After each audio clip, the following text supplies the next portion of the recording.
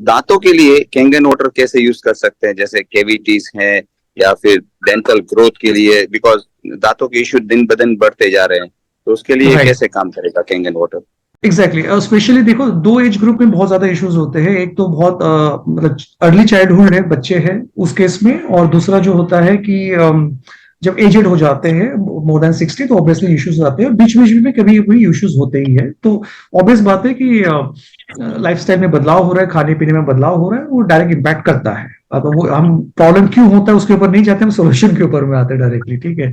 तो Kangen water 2.5 pH, आप इससे स्पेशली अगर आपको लग रहा है कि ये डेंटल इश्यू है या कैविटी हो रही है या होने की संभावनाएं हैं, तो उस केस में आप 2.5 पीएच से गार्गलिंग करते रहिए, ठीक है। तो जो मसूड़ों में जो दर्द होता है, जो स्वेलिंग हो जाती है, वो कंप्लीटली नॉर्मल हो चुकी रहेगी, पेन नॉर्मल हो चुका रहेगा। अगर माउथ अल्सर भी अगर हुआ है, वो भी कंप्लीटली कंट्रोल में आ चुका रहेगा। और साथ ही साथ में जो है, जो स्ट्रेंथ होती है मसूड़ों की, वो बढ़ जाती है, ठीक है। तो आपका दांतों में होने वाला दर्द वो कंट्रोल में आ चुका रहेगा। लेकिन अब मैं दूसरा एक एंगल बता रहा हूं कि हम गार्गलिंग के लिए सजेस्ट करते हैं, ठीक है। तो गार्गलिंग का मतलब होता है कि मुंह के अंदर 2.5 पीएच कैंगन वाटर लेकर उसे गुरला करना है, गार्गलिंग करनी है।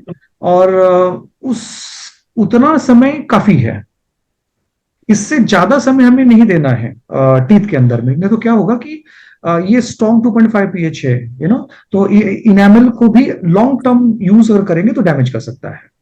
जैसा भी डेंटिस्ट जो है, एक जब कभी आप विजिट करते हो डेंटिस्ट क्लिनिक में, तो for example root canal treatment हो रही है, आरसीटी हो रहा है, तो उसके बाद में वो डायरेक्टली एसिडिक फ्लश करते हैं, ताकि उसमें कोई ग्रोथ ना हो, बैक्टीरियल इन्फेक्शन ना हो, उसके लिए किया जाता है। तो 2.5 पिच कैंगन वाटर भी एक स्टरलाइजेशन का काम कर रहा है, डिसइंफेक्टेंट का काम कर रहा है, और साथ ही साथ में पेन रिलीवर का भी काम कर रहा है। तो उतने ही समय के लिए हमको लेना है, लगातार ऐसा नहीं लेते रहना है, नहीं तो टीथ की डीके में वो, मतलब नॉट डीके बट टीथ की हेल्थ के लिए ठीक नहीं रहेगा लॉन्ग समय के लिए।